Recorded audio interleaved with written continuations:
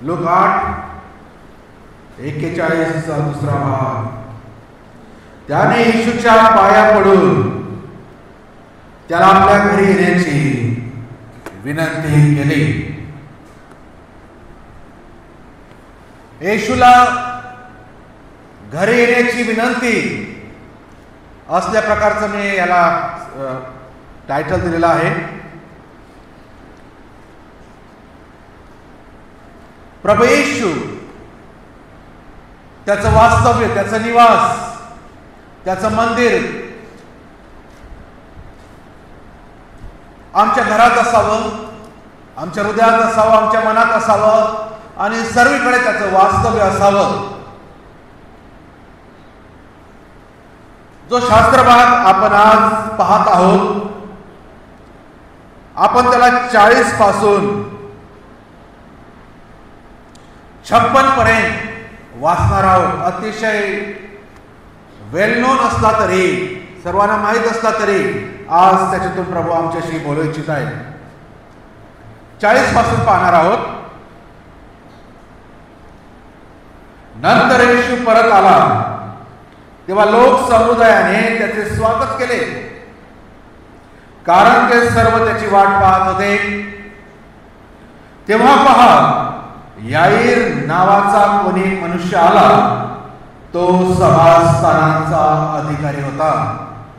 त्याने येशूच्या पाया पडून त्याला आपल्या घरी येण्याची विनंती केली, कारण त्याला सुमारे 12 वर्षाची एकुलती एक मुलगी होती, ती मरणास टेकली होती। मग तो जात असता लोक समुदाय त्यांच्या भोवती गर्दी करीत होता। तेव्हा 12 वर्ष रक्तस्राव होत असलेली व कोणालाही बरी करता न आलेली अशी कोणी एक स्त्री त्याच्या पाठीमागे येऊन त्याच्या वस्त्राच्या गोंड्याला शिवली आणि लगेच तिचा रक्तस्राव थांबला। मग येशू म्हणाला, मला कोणी स्पर्श केला? तेव्हा सर्वजण मी नाही असे म्हणत असता पेत्र व त्याचे सोबती म्हणाले, गुरुजी, लोक समुदायास तुम्हाला गाठी करून चेंगरीत आहे। पण येशू म्हणाला, कोणीतरी मला स्पर्श केलाच, कारण माझ्यातून शक्ती निघाली, मला समजले आहे। मग आपण गुप्त राहिलो नाही असे पाहून ती स्त्री कापत कापत पुढे आली व त्याच्या पाया पडून आपण कोणत्या कारणाकरिता त्याला शिवलो व कसे तात्काळ बरे झालो हे तिने सर्व लोकांच्या समक्ष निवेदन केले। तेव्हा तो तिला म्हणाला, मुली, तुझ्या विश्वासाने तुला बरे केले आहे, शांतीने जा। तो बोलत आहे इतक्यात सभास्थानाच्या अधिकाऱ्याच्या इथून कोणी येऊन त्याला सांगितले, तुमची मुलगी मरण पावली आहे, आता गुरुजीला श्राप देऊ नका।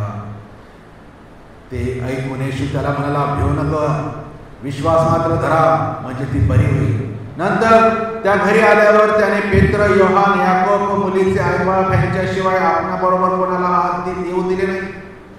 तिच्यासाठी सर्वजण रडत व शोक करीत होते, पण तो म्हणाला, रडू नका, कारण ती मेली नाही, झोपेत आहे। तरी ती मेली आहे हे ठाऊक असल्यामुळे ते त्याला हसू लागले। मग त्याने तिच्या हाताला धरून, मुली उठ असे मोठ्याने म्हटले। तेव्हा तिचा आत्मा परत आला व ती तात्काळ उठली। मग तिला खावयास द्यावे म्हणून त्याने आज्ञा केली। तेव्हा तिचे आईबाप थक्क झाले, पण ही घडलेली गोष्ट कोणाला सांगू नका अशी त्याने त्यास निक्षून आज्ञा केली। हा वृत्तांत तिघही शुभवर्तमानामध्ये नोंदविला आहे। लूकाच्या शुभवर्तमानात, मार्काच्या शुभवर्तमानात 5व्या अध्यायामध्ये आणि मत्तयाच्या 9व्या अध्यायामध्ये, तिन्ही शुभवर्तमानामध्ये ही घटना नोंदविलेली आहे। तिचं महत्व अनन्यसाधारण आहे। या ठिकाणी आम्ही पाहतो एक सभास्थानाचा अधिकारी आहे, त्याला 12 वर्षाची एकुलती एक मुलगी आहे आणि ती अत्यंत आजारी आहे, मरणाच्या दाढीत आहे, मरणास टेकलेली आहे। आणि त्याला तो विनंती करतो, त्याला आपल्या घरी येण्यासाठी सांगतो आणि तो घरी जात असताना मध्येच एवढ्या वर्षात दोन गोष्टी घडलेल्या आहेत. मध्येच एक अशी स्त्री, अशी एक मुलगी येते जिला 12 वर्षापासून रक्तस्राव आहे आणि त्या गर्दीमध्ये ती येशूला ती स्पर्श करते त्याच्या झग्याला आणि ती बरी होती. आणि मग परत येशू त्या सभास्थानाच्या अधिकाऱ्याच्या घरी जातो. हा पूर्ण वृत्तांत आहे. इथे नवल वाटण्यासारखी एक गोष्ट आहे. ज्या अधिकाऱ्याची मुलगी आजारी आहे तिचं वय आहे 12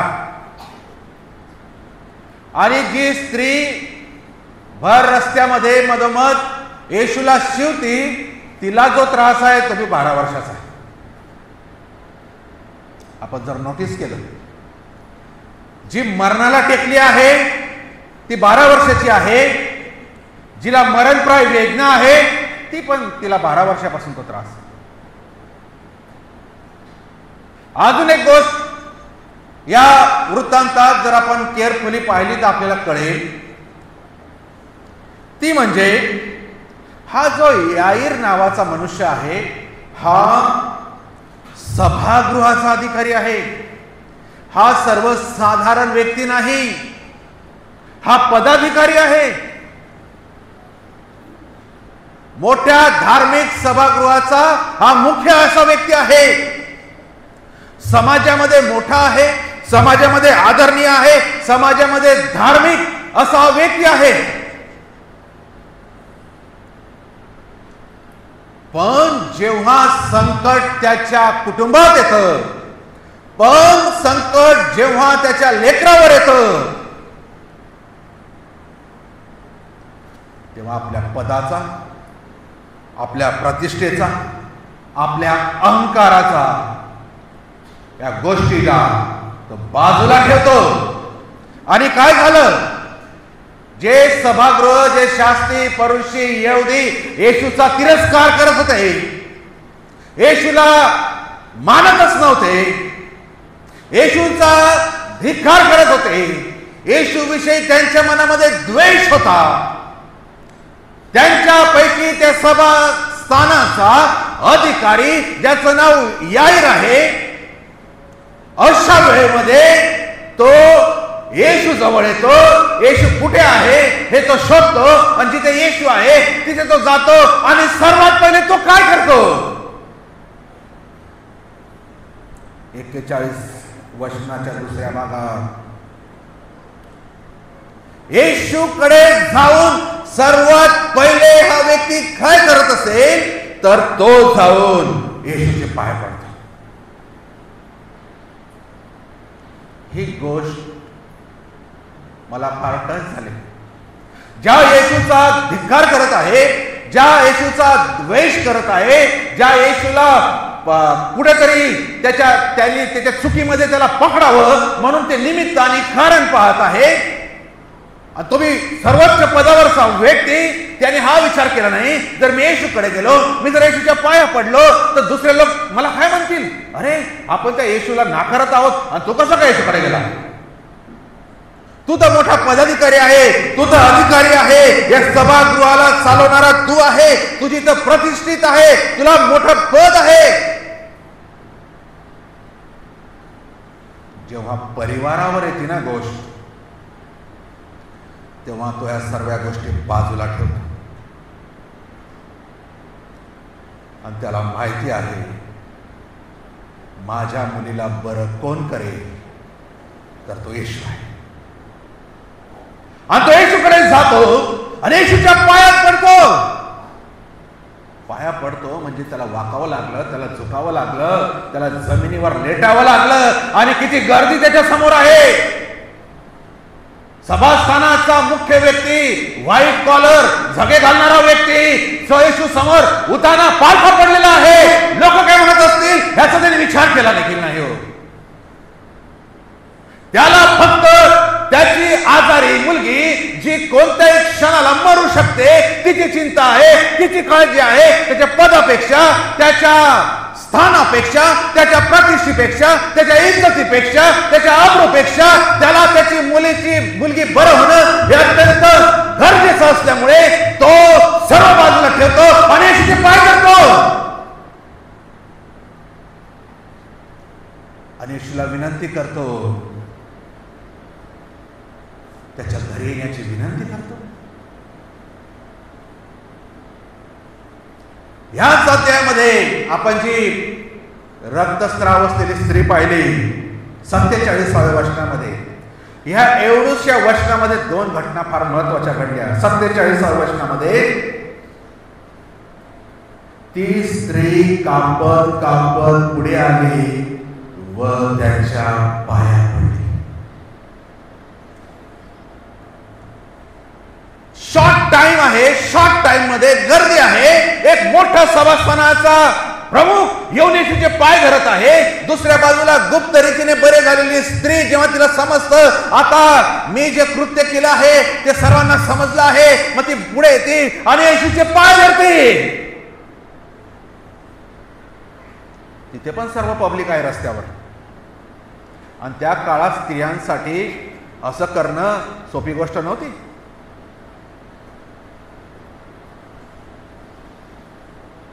आम्हाला काय समजतं याच्यातून? मला काय समजतं याच्यातून? माझ्या येशू शिवाय दुसरं कोणी नाही. त्याचा सन्मान जो ड्यू आहे, जो मला द्यायला पाहिजे, तो मी दिलाच पाहिजे.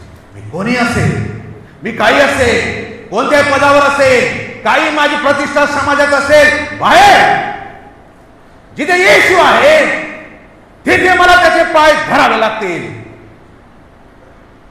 जर मला माझ्या घरी येशूला बोलवायचं असेल आणि घरी येऊन आजारांसारख्या समस्या, मरणासारख्या समस्या जर सोडायच्या असतील, सुटवायच्या असं मला वाटत असेल, तर मला येशूला माझ्या घरी बोलवावं लागेल. आणि त्याला माझ्या घरी बोलवण्याच्या आधी पहिली गोष्ट जी काय आहे ती म्हणजे येशूचे मला पाय धरावे लागतील.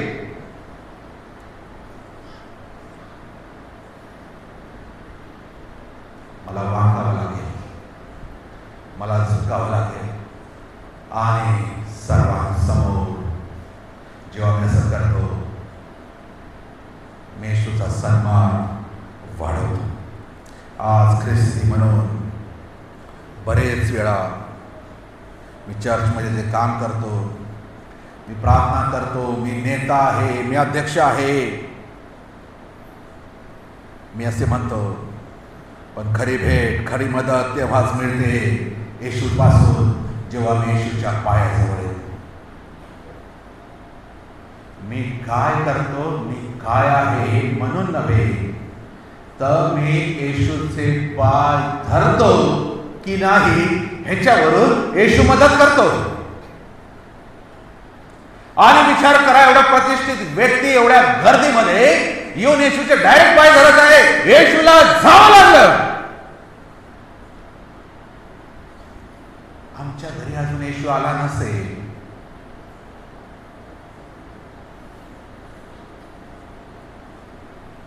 तर हा मार्ग आहे येशूकडे.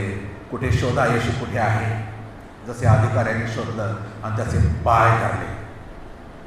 मी तर म्हणालो, असे धरा की येशू तुला यावं लागेल, नाही तर मी सोडणार नाही. कारण भयंकर परिस्थिती माझ्या घरामध्ये आहे, मरणासारखी परिस्थिती माझ्या घरामध्ये आहे. कधी माझं कुटुंब रूपी जहाज कधी बुडेल समुद्रामध्ये, अशी परिस्थिती आहे. आणि येशूला माझ्या घरी तात्काळ येणं, लवकर येणं, लवकर बोलवणं इतकं गरजेचं आहे. आणि म्हणून मला येशूचे पाय धरावे लागतील.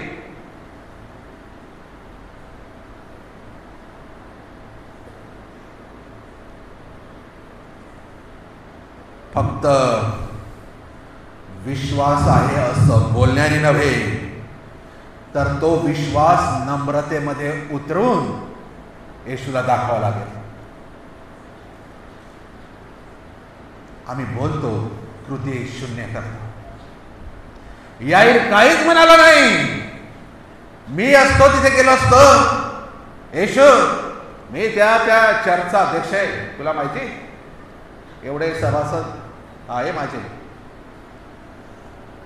तो 4 वाजेला येऊन जा घरी चहा पाण्यासाठी, असं म्हटलं असतं मी. असंच म्हणतो आम्ही. याईर एक शब्द बोलला नाही, जाऊन डायरेक्ट पाय धरले, जाऊन डायरेक्ट पाया पडला. त्याला एक सेकंद देखील विलंब लावायचा नाही, एक सेकंद देखील वेळ घालवायचा नाही, कारण तिथे घरी, त्याच्या घरी त्याची मुलगी कोणत्याही क्षणाला मरू शकते.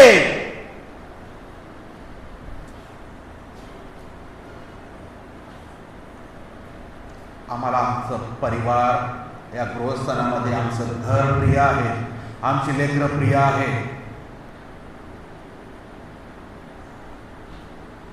प्रियानो, येशूचे पाय धरल्याशिवाय दुसरा मार्ग नाही. येशूकडे नम्र होऊन त्याला सांगण्याशिवाय दुसरा मार्ग नाही.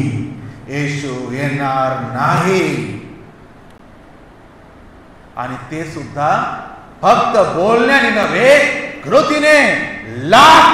10 लाख असू द्या बाहेर लोक, जेवढे जास्त लोक, मला भीती वाटते, मला लाज वाटते, उलट जेवढे जास्त लोक तेवढा येशूचा सन्मान, आणि जेवढं उंच पद तेवढं जर व्यक्ती तो झुकतो. काय त्याची नम्रता असेल. जेवढं मोठं पद ना तेवढं वाकायला कठीण असतं, पण हा सभागृहाचा, सभास्थानाचा अधिकारी, पदाधिकारी मनुष्य येऊन येशूचे पाय धरतो आणि त्याला म्हणतो, माझ्या घरी या, विनंती करतो.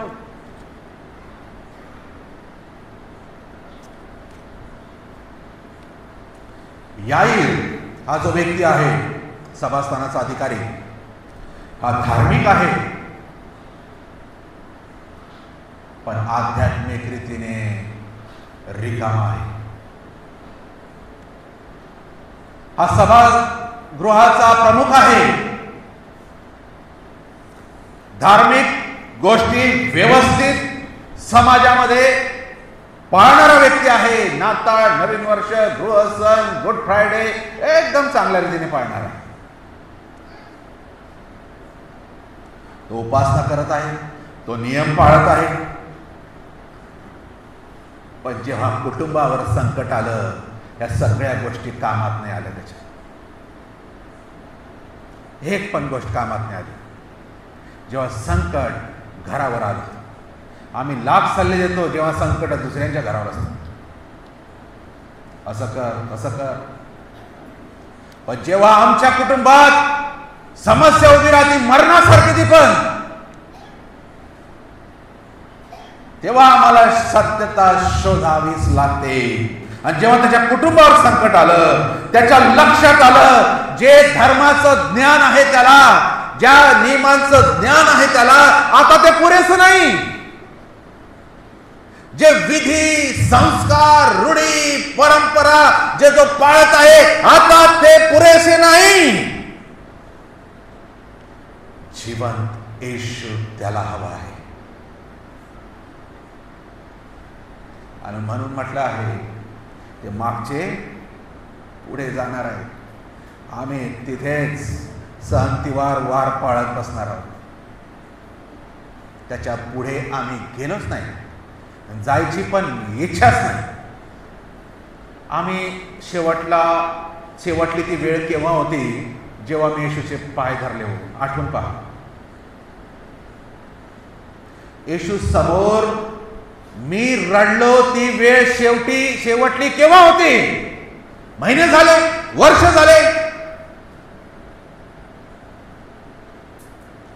आणि जर ती आज नसेल किंवा काल नसेल, याचा अर्थ येशू माझ्या घरी, मी त्याला बोलवलंच नाही आणि तो आलाच नाही. आज अनेक ख्रिस्ती लोक चर्चेत सभासद तर आहेत, पण ख्रिस्ताशी वैयक्तिक नातं नाही. चर्चेत सभासद आहे, पण वैयक्तिक ख्रिस्ताचं नातं, ख्रिस्तासोबत नातं नाही. देवाबद्दल माहिती आहे, पण देवाच्या स्पर्शाचा, देवाच्या उपस्थितीचा अनुभव नाही, अनुभव घेतला नाही. तो क्षण केव्हा होता जेव्हा देवाने मला स्पर्श केला, आठवतं का?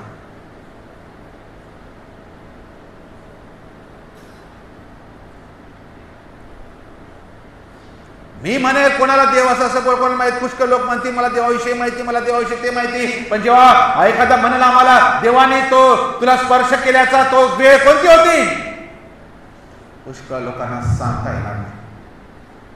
कारण पर्सनल एन्काउंटर नाही, पर्सनल वैयक्तिक अनुभव नाही, वैयक्तिक स्पर्श नाही देवाचा. आणि त्यामुळे आणि नाही तर नाही, आम्हाला घेणं देणं पण नाही येशूला आमच्या घरात इन्व्हाइट करायचं. याईराप्रमाणे देव आपल्याला नम्र करून दाखवतो की आपल्या पदावर, आपल्या सेवेत, आपल्या उपासनेत नाही, तर येशूच्या पायावर आपला आधार टेकलेला आहे. परत सांगतो, सर्वांनी नीट आहे का? याईराप्रमाणे आज देव आम्हातील प्रत्येकाला सांगत आहे, दाखवत आहे, आपल्या पदावर, आपल्या सेवेत, आपल्या उपासनेत, आमच्या प्रार्थनेत, आमच्या उपासनेत, आमच्या रूढी परंपरेत नाही, तर येशूच्या पायावर आमचा आधार आहे.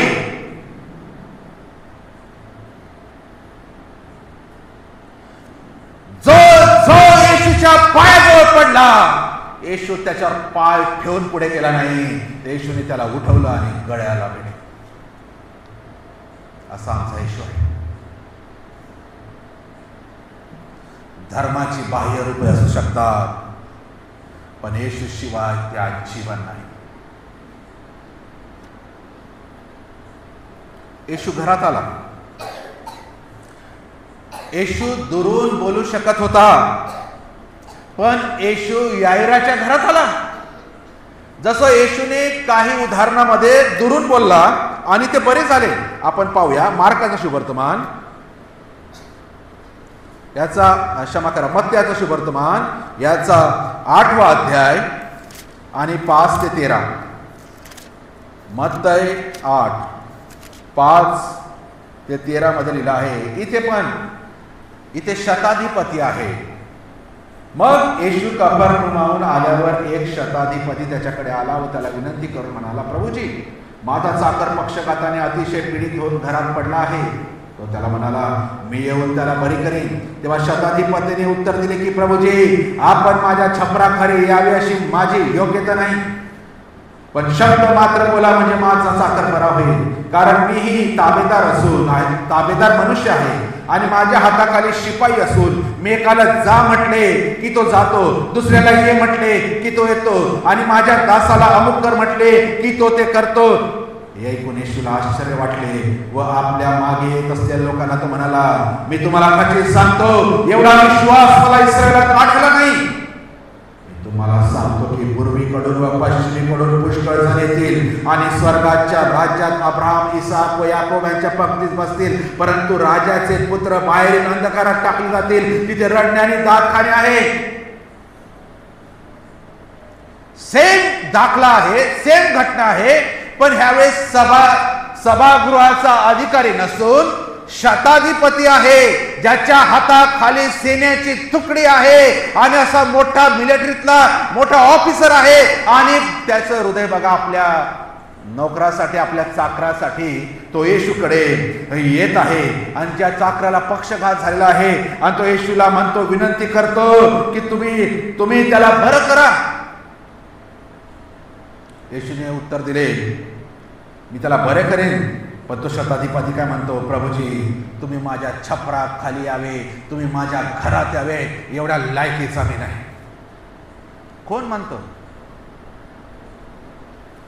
आणि तो उदाहरण देतो, एकाला इकडे म्हणजे तो इकडे येतो, एकाला तिकडे जा, तिथे जा म्हणतो, तो तिथे जातो. येशूला आश्चर्य वाटतं, तो म्हणतो, एवढा विश्वास मला इस्रायलात आढळला नाही.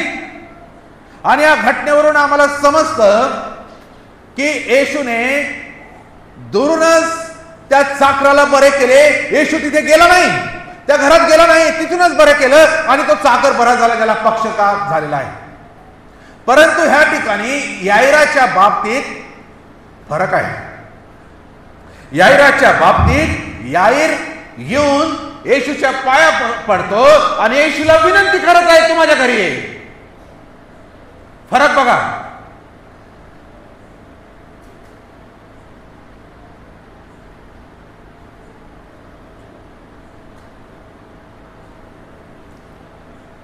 येशू याईराच्या घरी आला, कारण तो दाखवू इच्छित होता मी फक्त चमत्कार करणारा नाही,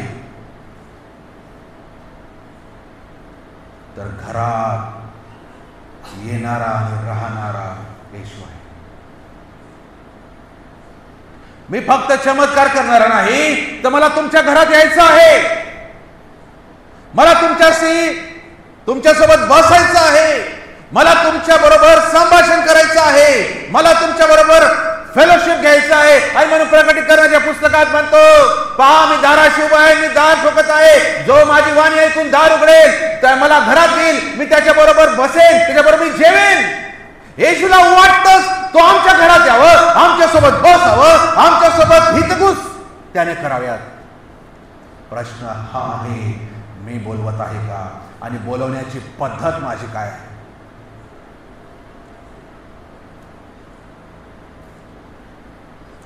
आज येशू आमच्या घरात येण्याची इच्छा ठेवतो.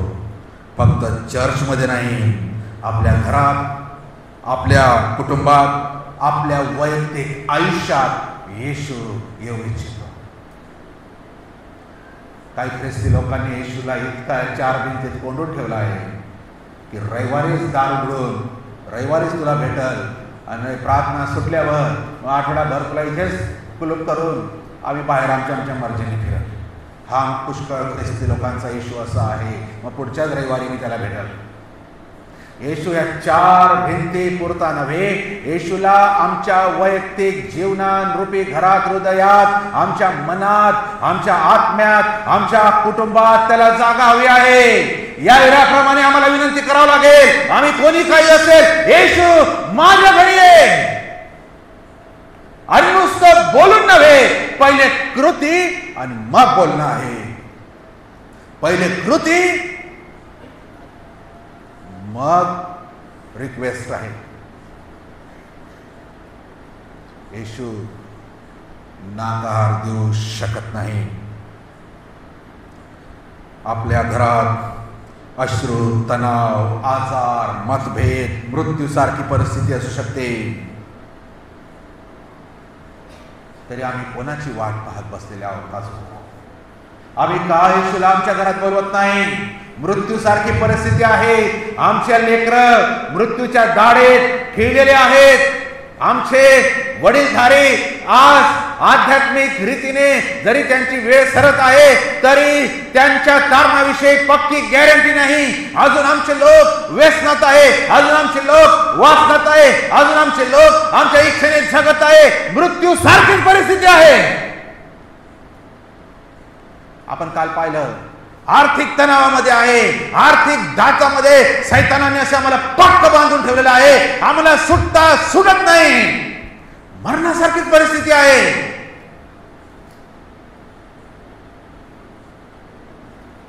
घरामध्ये मतभेद आहे, घरामध्ये आजार आहे, घरामध्ये एकमेकांसोबत जमत नाही. अरे मरणासारखीच परिस्थिती आहे. आणि जर तो यायला आपल्या कुटुंबावर प्रेम करतो, येशूचा शोध घेऊन त्याचे पाय धरतो, प्रतिष्ठित असून आम्ही कोण? आम्ही कसली वाट पाहत आहोत? का आम्ही येशूच्या पाय पडत नाही?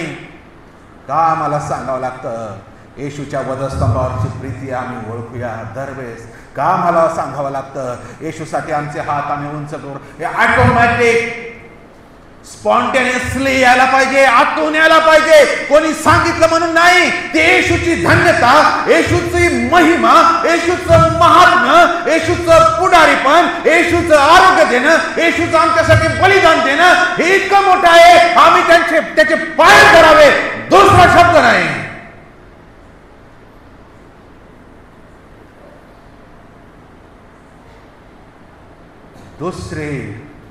तिसरी गोष्ट नाही. जेवढी कृती नम्र आहे, तेवढी अर्जन्सी माझ्या घरामध्ये आहे, हे येशू बघतो. आणि मी ज्या गोष्टी बोललो, सर्व जर ह्या गोष्टी आमच्या कुटुंबात आहे, एवढी अर्जन्सी आमची आहे, तातडीची गरज आज आमच्या कुटुंबात बरं होण्याची आहे, नीट करण्याची आहे. काम येशूला हाक मारू नये. का येशूला हाक मारू नये? त्याची मुलगी 12 वर्षाची होती, मृत्यूच्या दारी पोहोचली होती. आज आमचे तरुण लेकरं आई बाप आहेत. इथे आम्हाला एक सच्चा बाप दिसतो. त्या बापाचं प्रेम दिसतं. आपल्या लेकरासाठी कसली पर्वा करत नाही. अहो, त्या पक्ष्यांना, त्या जनावरांना समजतं त्यांच्या पिल्लांवर अरिष्ट आले तर ते त्यांच्या आणि अरिष्टाच्या मध्ये उभे राहतात. मुके जनावर ज्यांना बोलता येत नाही त्यांना समजतं आपल्या पिलांना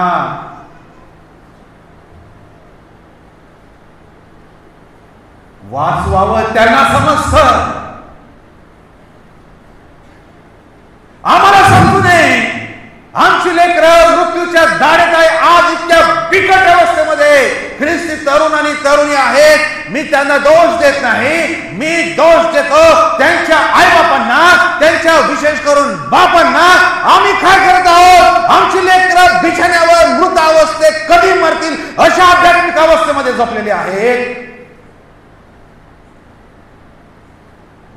घराचा सण पाळतो आम्ही आणि घराचा प्रमुख बेफिक्र आहे, बिनधास्त आहे, व्यसनामध्ये आहे. स्वतःच्या शरीराचे, या मांसाचे, या चामड्यांचे लाड पुरवत स्वतःसाठी जीवन जगत आहे. फक्त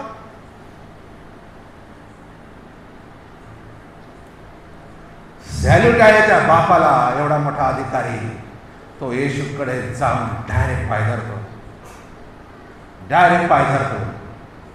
एवढे हृदयस्पर्शी घटना आहे. आपण इमॅजिन केली तर एका बापाचं हृदय, त्याची मुलगी, त्याचा लेकरू मरण आणि जीवनामध्ये संघर्ष करत आहे. कोणत्याही क्षणी तिचा मृत्यू होऊ शकतो.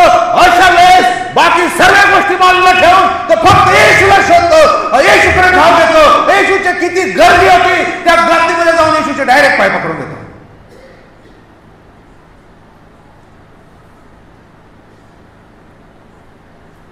कुठे आमचं पित्याचं प्रेम आमच्यामध्ये? कुठे आमच्या आईची ममता घरामध्ये? फक्त भाकरी खाऊ घालण्यापुरता आमची ममता आहे. हे महागडे फोन घेऊन, बाईक घेऊन देण्याची आमची ममता आणि प्रीती आहे, इथपर्यंत आहे. पण आध्यात्मिक रीतीने आमची लेकरं मरणाच्या अवस्थेमध्ये आहे आणि या गृहसणामध्ये गृहाचे प्रमुख म्हणून आम्ही जबाबदारी झटकू शकत नाही. जर आमची लेकरं वाम मार्गाला गेली, आमच्या मुली पळून गेल्या, याला जबाबदार त्या घराचा बाप आणि त्या घराची आई आहे. आता त्यांना बोलून काय फायदा?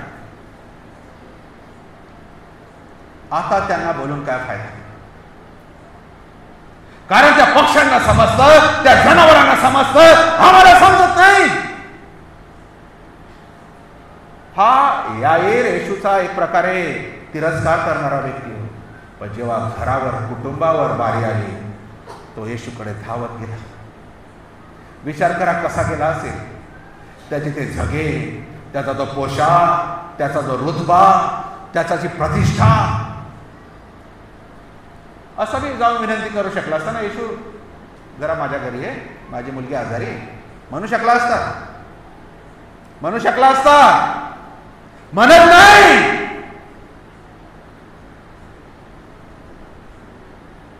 आणि तो म्हणू शकत होता, तो म्हणत नाही. पण जी ती कृती करतो त्याच्यामधला जो गॅप आहे, जो फरक आहे, तोच महत्वाचा आहे. येशूला नम्रतेने विनंती करतो, एवढा फरक आहे जो आम्हाला अजून समजत नाही. एवढा फरक अजून दिसत नाही.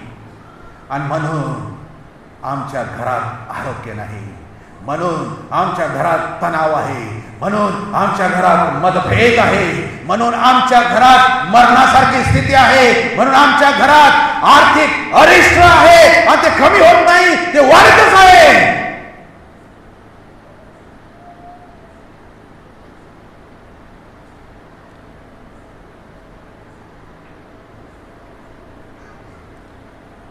परिवारातली आध्यात्मिक स्थिती मरणाच्या वाटेवर आहे कसं ओळखावं? या गृहसणात जेव्हा आमच्या घरामध्ये प्रार्थना थांबते, घरात मरण आहे समजायचं. जेव्हा पवित्र शास्त्र वाचणं कंटाळवाणं वाटतं, घरात मरण आहे समजा. जेव्हा चर्चला येणं फक्त कर्तव्य वाटतं, मरण आहे समजा. जेव्हा पाप ही सवय बनते आणि अर्थबोध नाही सावतो, मरणात आहे समजा. जेव्हा देवाच्या वचनावरचा विश्वास कमी होतो, मरणात आहे ख्रिस्ती परिवार समजा. आणि येशू म्हणतो तिच्याकडे जाऊन, आणि तो म्हणतो की ती झोपलेली आहे, अजूनही तिच्या पुनरुज्जीवनाची आशा बाकी आहे. जेव्हा आपण हे सगळे वचन वाचले, जेव्हा येशू घरामध्ये जातो, तेव्हा घरात लोक काय करत असतात?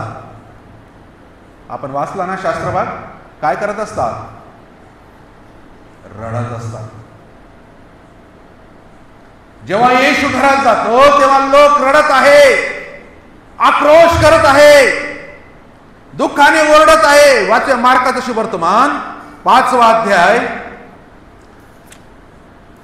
मार्क 5:38. मार्क 5:38 मध्ये लिहिलं आहे,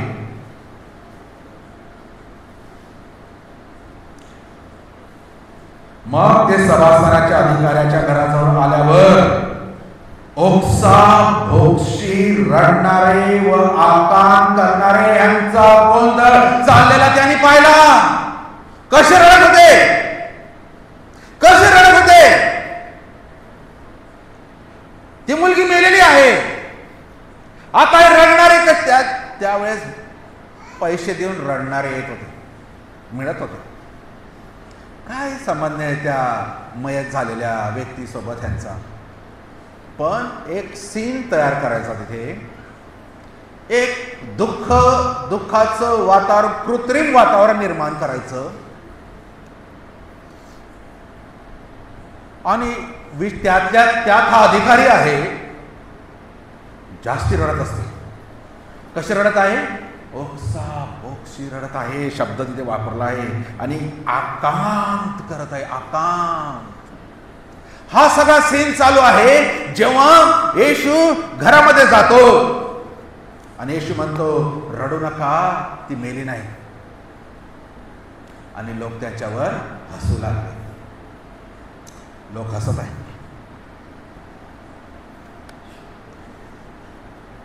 त्या घरामध्ये रडणं आहे, दुःख आहे, पराभव आहे, अविश्वास आहे.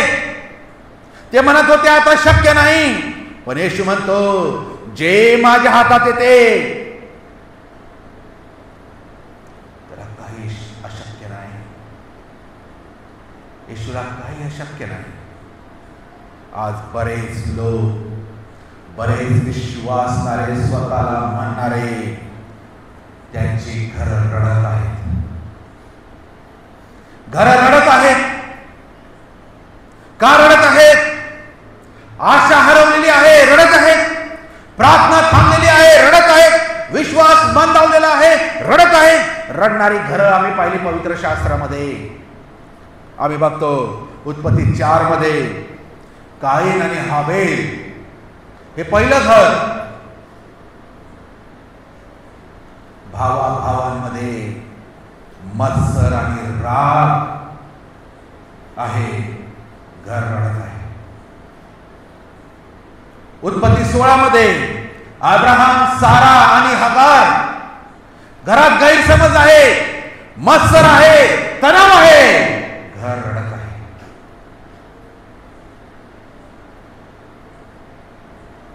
उत्पत्ती 27 मध्ये याकोब आणि एसाव, भावांमध्ये, सख्या भावांमध्ये कटुता आहे, दुश्मनी आहे, घर रडत आहे.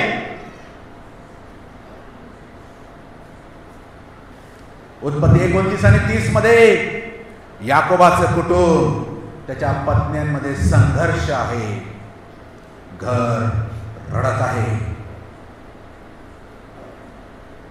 उत्पत्ती 37 मध्ये योसेफ आणि त्याचे भाऊ परत, घरामध्ये कट आहे, घरामध्ये कारस्थान आहे, घरामध्ये खून आहे, घर रडत आहे.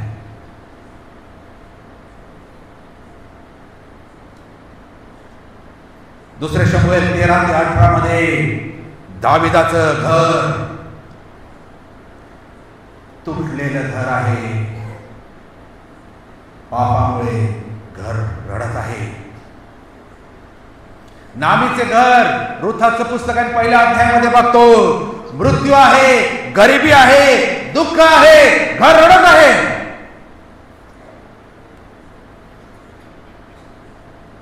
एल्काना आणि हन्नाचं घर पहिले शमूएल 1 मध्ये टोमणे आहे, वेदना आहे, अश्रू आहे, घर रडत आहे.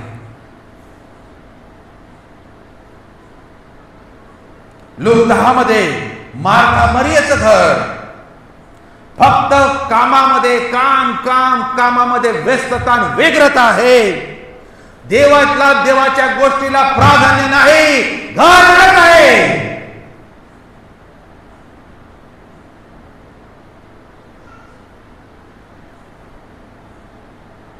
पण जेव्हा याईरासारखे येऊन घराचा प्रमुख पाय धरतो येशूला विनंती करतो आपल्या घरामध्ये येण्याचे, तेव्हा परिस्थिती बदलते.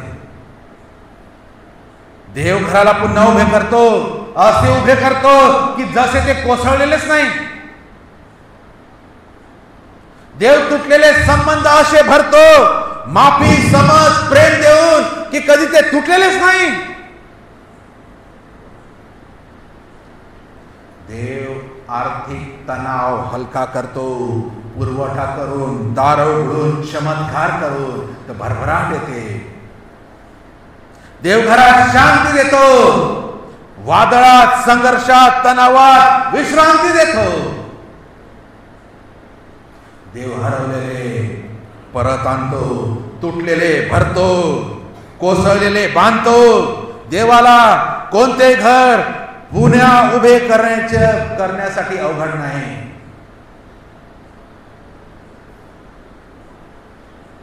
पण ते घर आम्हाला त्याच्या हातात द्यावं.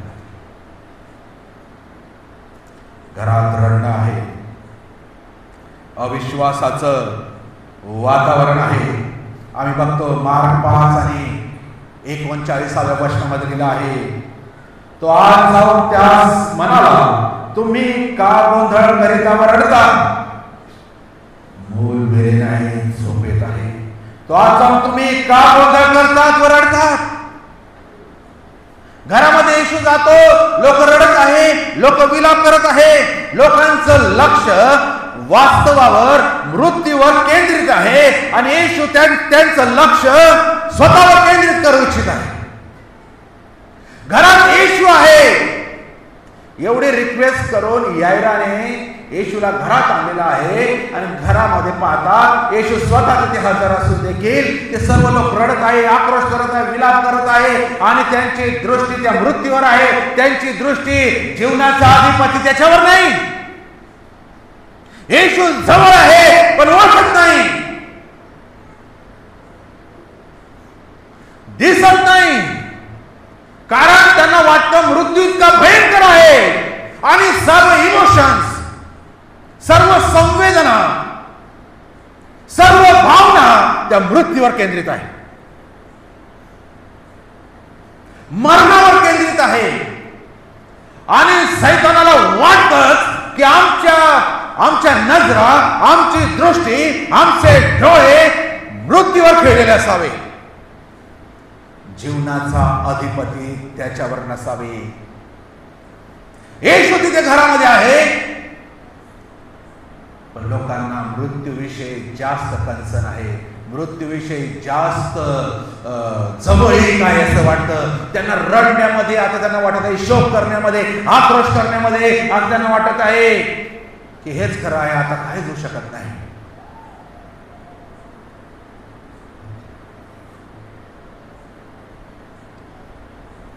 लोक हसले. लोक हसले जेव्हा येशू म्हणतो मुलगी मेलेली नाही, ती झोपलेली आहे, तेव्हा हसले. मला तर प्रश्न पडतो, हक्साबोक्षी रडणारे, आक्रोश करणारे, ऊर बळवून घेणारे असतील, त्या काळामध्ये त्या स्त्रिया केस सोडून शोक करणाऱ्या असतील, आणि हसत आहे. एवढं रडता रडता हसू कसं काय शकतात? म्हणजे सर्व ढोंग आहे, हे सर्व ढोंग आहे. काय कोणाला जो आमच्या दुःखामध्ये तो सैतान पाठवतो आणि सैतानाला वाटतं की हे पाठवलेल्या लोकांनी त्या व्यक्तीला त्यांच्या परिस्थितीमध्ये इतके सिंपॅथी द्या, इतकी जवळीक दाखवा, इतकी आपुलकी दाखवा की ते तिथेच घेऊन राहायला पाहिजे, उठलेच पाहिजे नाही. आमच्या भावनांशी, आमच्या मनाशी, आमच्या हृदयाशी खेळ मांडलेला आणि रक्ताचे रडणार नाही, एवढे भाड्याचे रडत आहे. याईराला, त्याच्या कुटुंबाला खुश करत आहे की मला, माझ्यावर, माझ्या कुटुंबावर, माझी जी मुलगी आता नाही तिच्यावर प्रेम करणारे किती आहेत, पण ती सैतानाची चाल आहे. ती फक्त त्यांना त्या इमोशन मध्ये दाबून ठेवायचं आहे. वरवर चांगलं दिसतं तरी ते चांगलं नाही, कारण ते हसत आहे. रडणारा व्यक्ती एकाएक हसू कसं काय शकतो?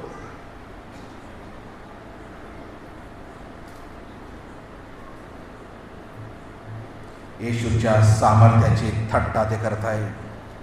आज देखील ख्रिस्ती लोक येशूच्या सामर्थ्याची थट्टा करत आहे. पवित्र जीवन जगणाऱ्यांवर हसतात आणि जे पाप करतात त्यांना साथ देतात आणि त्यांच्याबरोबर सिम्पॅथी क्रिएट करतात. नाही रे, सर्व सारखे, आपण चुकणारे, आपण पडतो, आपण असे, देव क्षमा करतो, चालतं, थोडंफार चालतं, होतंच, तरुणपणामध्ये होतं, पाय घसरतो,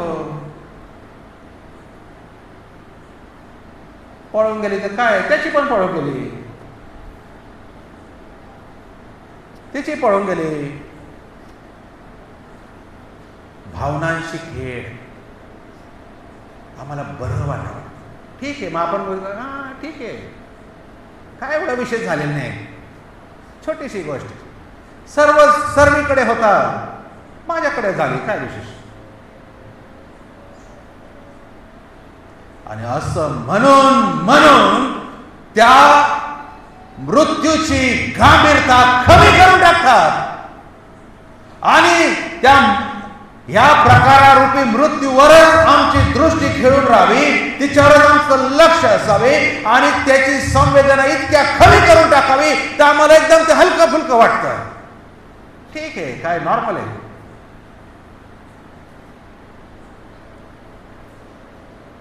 जे पवित्र जीवन जगतात त्यांना साथ देत नाही, पण जे चुका करतात त्यांच्या खांद्याला खांदा लावून त्यांच्या कंपनीमध्ये बसतात. ही सैतानाची मंडळी आहे जी आम्हाला आमच्या दुःखात, आमच्या मरणासारख्या परिस्थितीत आमच्या आजूबाजूला जमून, गिधाडांसारखे जमून आमचे लचके तोडण्यासाठी असतात. आम्ही सावध असलं पाहिजे, मृत्यू जवळ आहे, आम्हाला उठलं पाहिजे, यांना हाकललं पाहिजे आणि सांगायला पाहिजे नाही, अजून संधी आहे, अजून वेळ आहे, अजून मी जर हाक मारली, अजून मी येशूकडे धाव घेतली, अजून मी येशूचे पाय धरले, येशू येईल, येशू परिस्थिती बदलून देईल. उठा.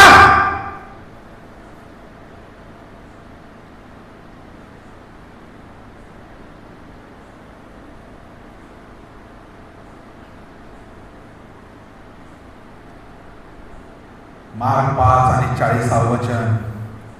तेव्हा ते त्याला हसू लागले, पण त्याने त्या सर्वांना बाहेर घालून दिले.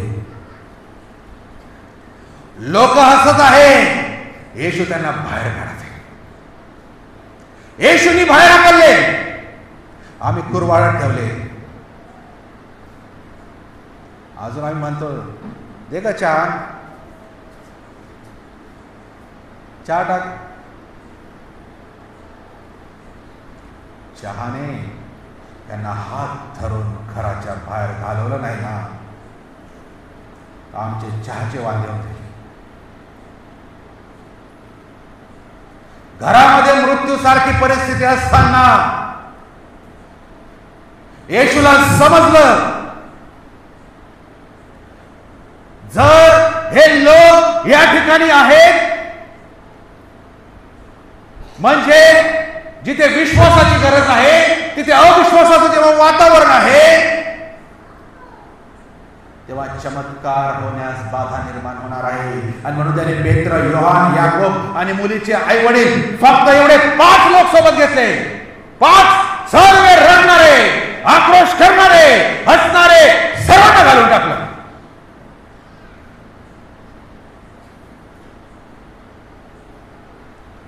आमच्या कुटुंबामध्ये मृत्यूसारखी परिस्थिती बदलायला हवी असेल, चमत्कार घडायला हवा असेल तर पाप आणि अविश्वासाला बाहेर हाकलायला पाहिजे.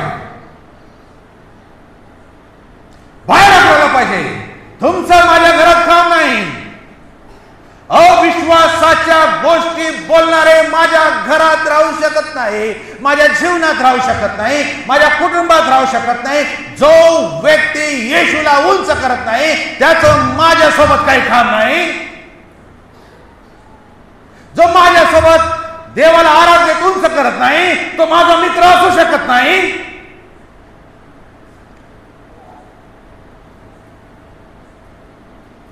जो मला येशूवर नजर केंद्रित करू देत नाही तो माझा मित्र असू शकत नाही. जो मला पापामध्ये, पापाच्या गोष्टीमध्ये, मला माझ्या परिवाराला अधोलोकाकडे नेणाऱ्या गोष्टींकडे मला जर साथ देत असेल तो त्याचं काम माझ्या कुटुंबात नाही. आजच भानावर यायला पाहिजे. सैतानाने त्याचे दास सोडलेले. जसं तो म्हणतो, तो दुष्ट रात्री आला आणि त्याने गव्हामध्ये निधन पेरलं. निधन समजत नाही निधन कोणतं आणि गहू कोणते, आणि निधन मंडळांमध्ये पेरून दिले. आम्हाला वाटतं हे पण गहू आहे आमच्या शेजारचे. आम्हाला फसवण्याचं काम कर. आमची दृष्टी आमचा जिवंत येशू, आमचा जीवन देणारा येशू ह्याच्यावरनं राहता मरणावर, सैतानावर, त्याच्या गोष्टींवर आमची दृष्टी इतकी खिळून ठेवलेली आहे की पापाची गंभीरता दहापता इतकी खाली करून दिलेली आहे की आम्हाला वाटतं सब चलता आहे, काही नाही झालेलं आहे अजून, काही विशेष नाही अजून. आणि घरामध्ये मरण आणि घरामध्ये रडणं. कोणतंही पाप साधारण नाही. देवाला पापाचा भयंकर राग आहे, भयंकर राग. आणि पापा बरोबर खेळता खेळता आम्हाला आज मजा वाटत असेल, सोपं वाटत असेल, त्या दिवशी सोपं बिलकुल नसणार आहे. येशू त्या मुलीकडे येतो. मार्क 5 आणि 41 वचन. येशू त्या मुलीकडे येतो आणि त्या मुलीला म्हणतो, तलिथा कूम. काय म्हणतो? तलिथा कूम. याचा अर्थ मी तुला सांगतो उठ.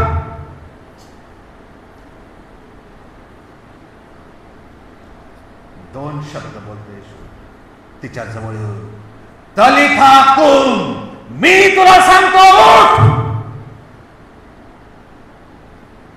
आज येशू जरी मृत्यूसारखी परिस्थिती आमच्या कुटुंबात आहे, परिवारात आहे, आमचे हृदय सुकून गेलेले आहेत, दगडी झालेले आहेत, पण जर आम्ही येशूकडे पाहतो, येशू म्हणतो माझ्या मुला उठ, माझी मुली उठ, तुझ्या आध्यात्मिक झोपेतून उठ, तुझ्या भीतीतून उठ, तुझ्या निराशेतून उठ, तुझ्या अविश्वासातून उठ.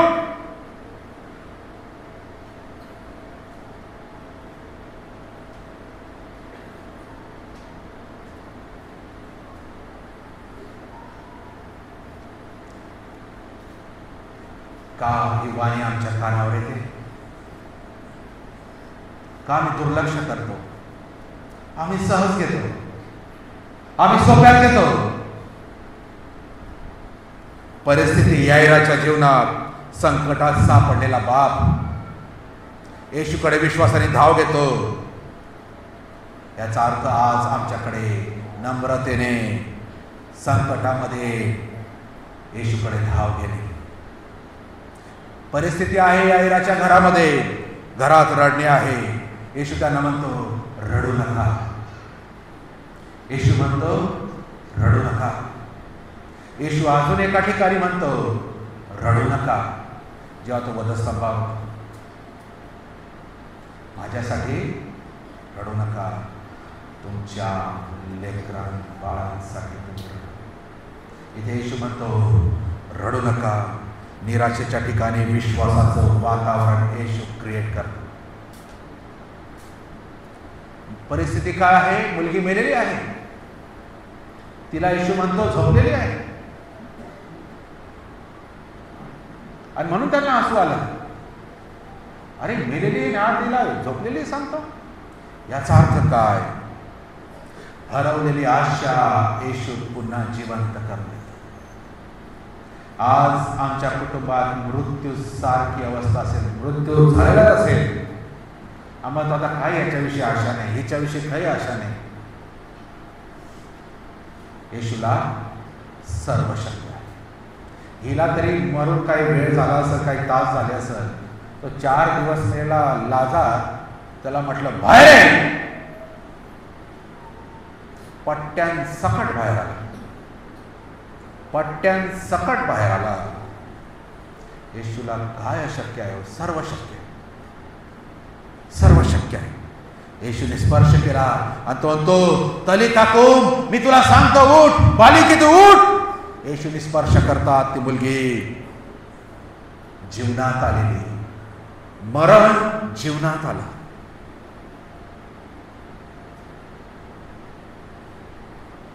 येशू आजही त्या घरात यायचा आहे जिथे रडणं चालू आहे.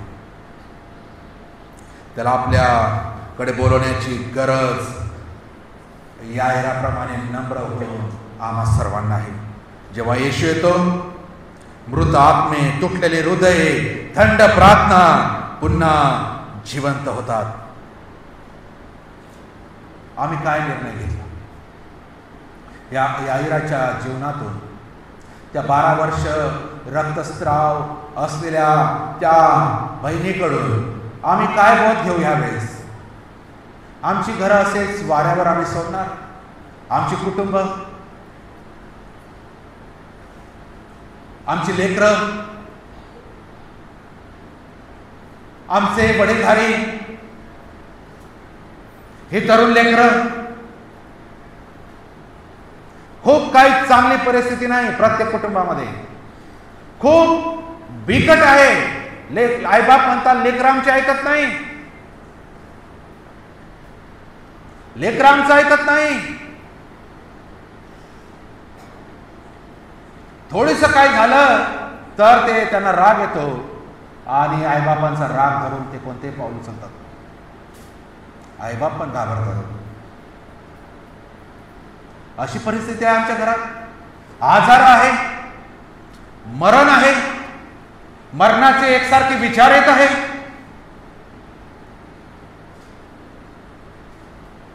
आमचे घरात भावाभावाशी, बहिणीसोबत आमचे नाते संबंध तुटलेले आहे. वर्षानुवर्ष झाले आम्ही एकमेकांसोबत बोलत नाही, एकमेकाचं तोंड पाहत नाही. आमच्या घराच्या आजूबाजूला आमचे शेजारी आहे, त्यांच्याशी आमचे संबंध नीट नाही. याचा अर्थ घरामध्ये मृत्यू आहे आणि घरामध्ये रडण्यासारखी परिस्थिती आहे. फक्त माणसं बोलून रडायचंच बाकी आहे. प्रियांनो, आज प्रभू त्याच्या वचनाद्वारे सांगते, खूप गांभीर्याने विचार करण्यासारखी गोष्ट आहे. तो याईर, काय त्याचं बापाचं हृदय, त्याची पद, त्याची प्रतिष्ठा, त्याची इज्जत, समाज काय म्हणेल, लोक काय म्हणेल. आज पण आम्ही त्याच गोष्टी पाहत बसलेले आहोत का? लोक काय म्हणेल, लोक काय म्हणेल नाही, माझा येशू काय म्हणेल, हे मला विचार करायला पाहिजे. लोक तर काही म्हणतात आणि त्यांना म्हणू द्यावं, पण माझा येशू काय म्हणाल याच्यापेक्षा, येशूच्या स्टेटमेंटपेक्षा दुसरी साक्ष, दुसरी स्टेटमेंट माझ्याविषयी कोणती नाही. लोक बदलतात, लोक विकले जातात. या निधनाप्रमाणे आम्हाला हानी पाडण्यासाठी, आम्हाला निराश करण्यासाठी, आमची घरं तोडण्यासाठी, पापाची दाहकता, पापाची गंभीरता कमी करून आमच्या बरोबर इतक्या चांगल्या रीतीने ते मांडणं, जगाची रीत आहे असे सांगून आम्हाला भगतात, आम्हाला फसवतात, आमच्या लेकरांना फसवतात, त्यांची दिशाभूल करतात, त्यांना मार्गभ्रष्ट करतात. कोठवर मृत्यू आम्ही आमच्या घरामध्ये उघड्या डोळ्यांनी पाहणार आहोत. धाव घेऊया येशूकडे. उत्तर या जगात कुठे नाही, उत्तर फक्त येशूकडे, आणि ते जाऊन येशूच्या चरण धरणं ह्याच्यापेक्षा काही नाही. येशूचे चरण धुवून पाणी प्यायला पाहिजे. पण तो येशू शिष्यांचे पाय धुतो. ज्याचे आम्ही पाय धुवावे तो त्या मनुष्यांचे पाय धुतो. आणि अजून आम्हाला समजत नाही, एवढा नम्र माझा येशू, आणि मी वागू शकत नाही, मी झुकू शकत नाही. परिस्थितीची दाहकता इतकी गंभीर माझ्या फॅमिलीमध्ये आहे, माझ्या परिवारामध्ये आहे. सैतानाने खिळखिळ केलेले आहे, सैतानाने चिंध्या करून टाकलेले आहे, सैतानाने चिरफाड करून टाकले आहे. भिंती तडे गेलेले आहे. छप्पर कोसळण्याच्या मागे आहे आमच्या आध्यात्मिक परिवाराचं, रीतीने आमच्या कुटुंबाचं. आणि आम्ही अजून खुर्चीत बसलेले आहोत. कोठवर जेव्हा धूळधान होईल, जेव्हा संपून जाईल, आज ज्या व्यक्तीला ही गोष्ट प्रभू त्याच्या अंतःकरणामध्ये स्पर्श करीत आहे, त्या प्रत्येकाने गंभीरपणे विचार करावा. आपण जबाबदार आहोत. आमच्या कुटुंबासाठी, आमचे शेजारी नाही, आमच्या कुटुंबासाठी, आमच्या लेकरांसाठी त्या घराचा बाप आणि त्या घराची आई जबाबदार आहे.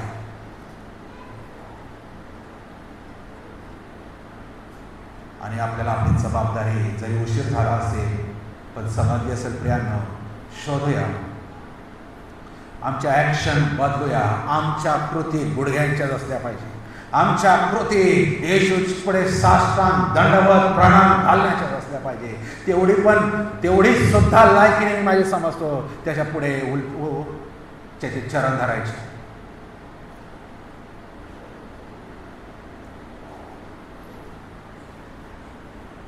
पण ठीक आहे, जेवढं मी करू शकतो, आपण करू शकता, त्याला प्रार्थना करून त्याला सांगा, प्रभू, मी माझ्या कृतीतून माझी नम्रता दाखवतो. तू माझ्या घरामध्ये, तू यायराच्या घरात आला, तू माझ्या घरात ये. तू यायराच्या घराची परिस्थिती बदलली, तू माझ्या घराची परिस्थिती बदल. येशू, तू यायराच्या मुलीला स्पर्श करून तिला उठवलं, तिला जीवनामध्ये आणलं. माझ्या घरात मेल्यासारखी अवस्था आहे, ती जीवनामध्ये बदल कर. हे मागूया आमच्या येशूकडे, तरच आमचं गृह मजबूत राहील. आणि हे सैतानाचे सर्व एजंट यांना हाकलणं ही तर सर्वात मोठी गोष्ट. जिथे दिसले तिथे हात धरून ठेवायचे. जिथे दिसले सिम्पॅथी देताना, काळजी दाखवताना, ओठ बाहेर बस, तुझं काम नाही. मला ती समजलंच पाहिजे. पापाची गंभीरता मला समजली पाहिजे किती आहे. तेव्हाच मला येशूकडे धाव घेता येईल. तेव्हाच मी किती अशक्त आहे, मी किती असहाय्य आहे मला समजेल.